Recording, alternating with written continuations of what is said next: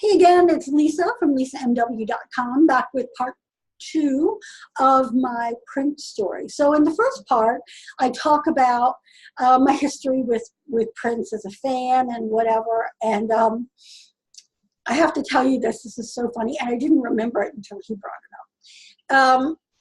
For some strange reason, in my early 20s, so early 1980s, I decided that Prince needed to run his business differently. I was a psych major. I wanted to be a therapist. I knew nothing about business. So I have no idea where I got this from. But I wrote him an 8-page front and back, so really, well, probably 4 pages, so 8 pages front and back, letter on how he should run his business. What the hell, right? I remember it, hand wrote it on white, school paper. Sent it off. Of course, I never heard back because what a crazy person I was, right?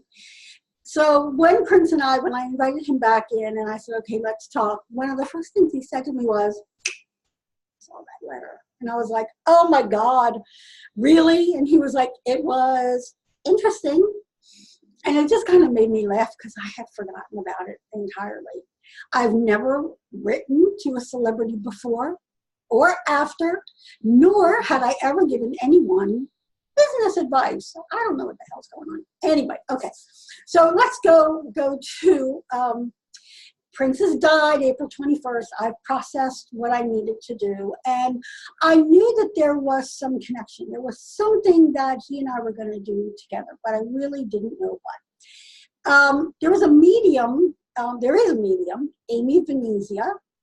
That is so hard to say with braces, but I saw Amy when she did a reading. They were doing conversations with dead people, and I think it was her, Amy, and MJ Pack.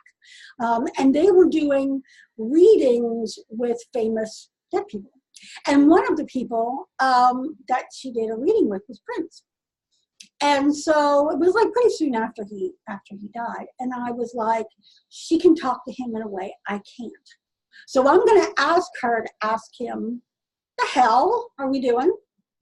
And so I did. And she was lovely. And she's a beautiful medium. If you ever need mediumship work, please go see Amy Venezia.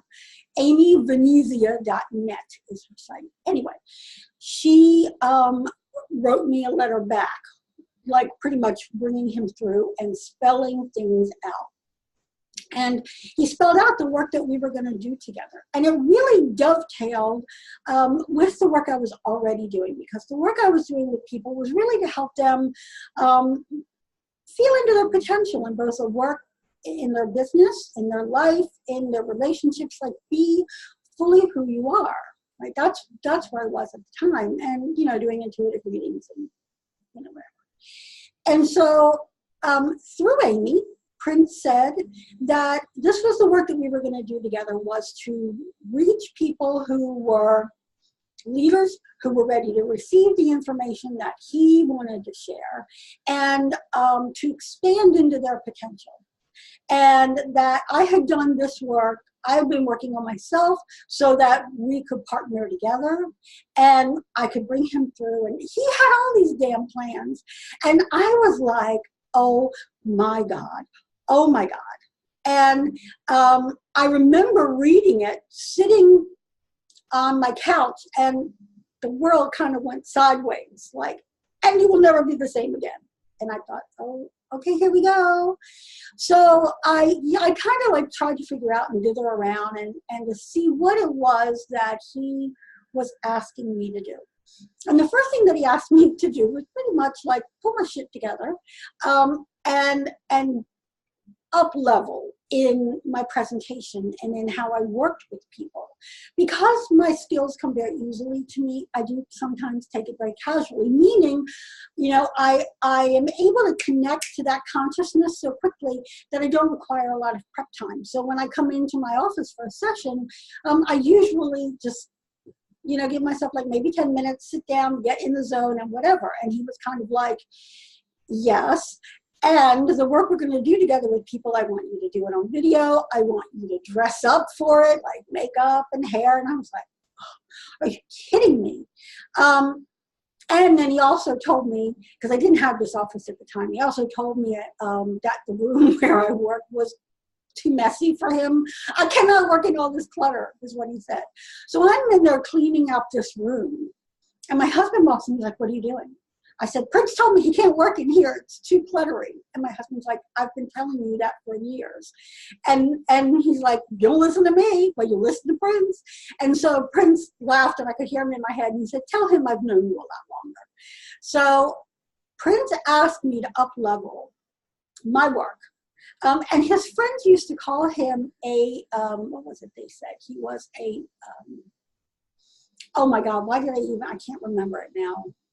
A positive nuisance, that's it. Like, he was a nuisance, but it was always nudging you in a better direction. And so that's exactly what he was in the beginning, asking me constantly to up-level, you know, hold more energy, be a better representative of the energy. Like, he really, and he was very bossy. Surprise, he was very bossy.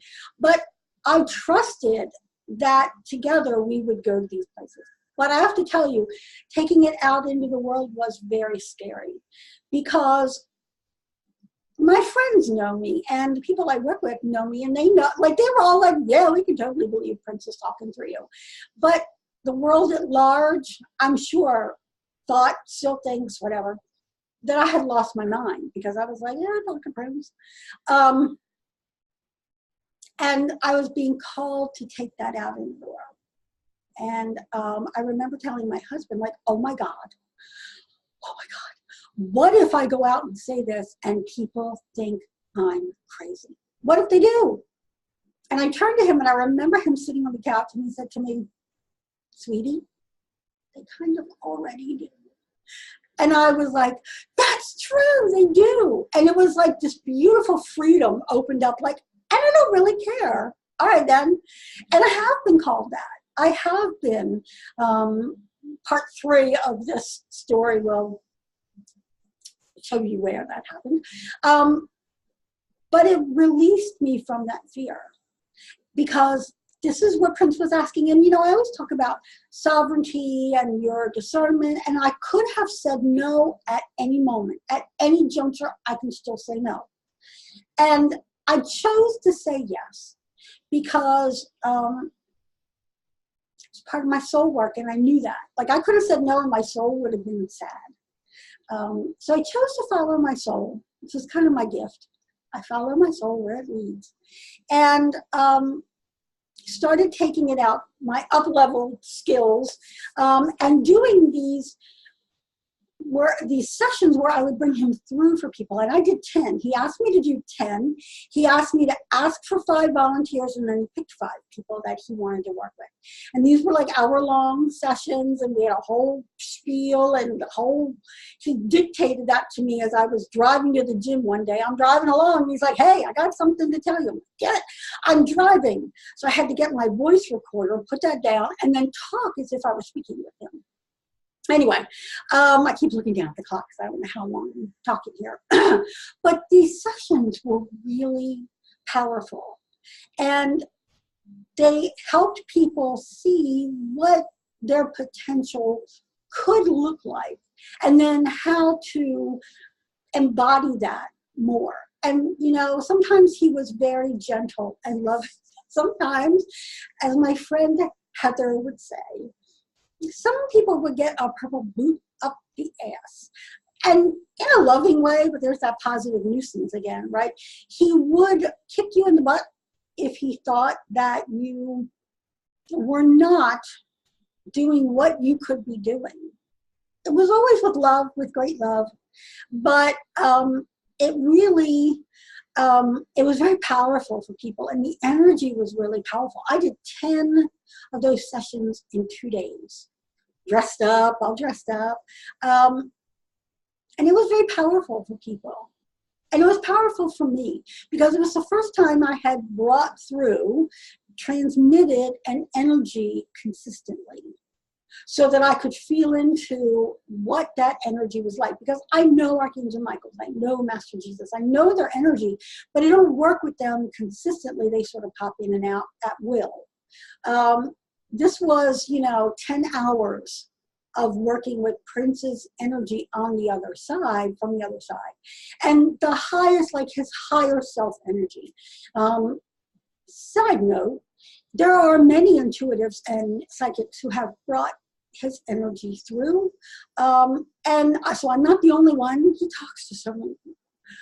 But we all go to where our consciousness and our abilities lead us. So some people have a really beautiful ability to bring through those in the astral plane. So mediums are really adept at moving into that astral plane.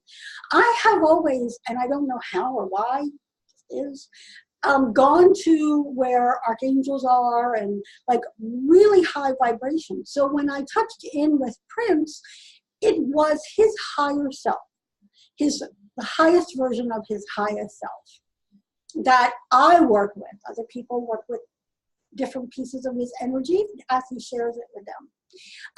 But this is what he asked me to do, and I agreed to do it. And so that began an interesting bit of work bringing groups in to talk with him, on video.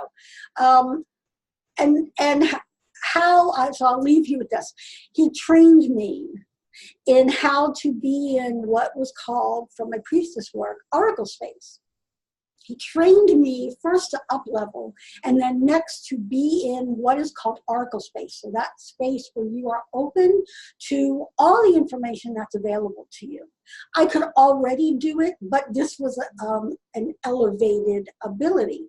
And so when I did this work with other people, he would always take us to a particular room in Paisley Park, and up those steps that I didn't even know existed until I actually physically saw them, and then passed out almost at them because I'm like, I've been here. That's for another time. This is like going to be part 397, sorry. But he was helping me up-level my skills as I was transmitting his energy. Right, so I'll talk more about that next time. But for now, that's it. I'll see you next time with what should we call it? The perils of Prince. The perils of practicing with Prince. Who knows? I always like alliteration. Bye. See you later.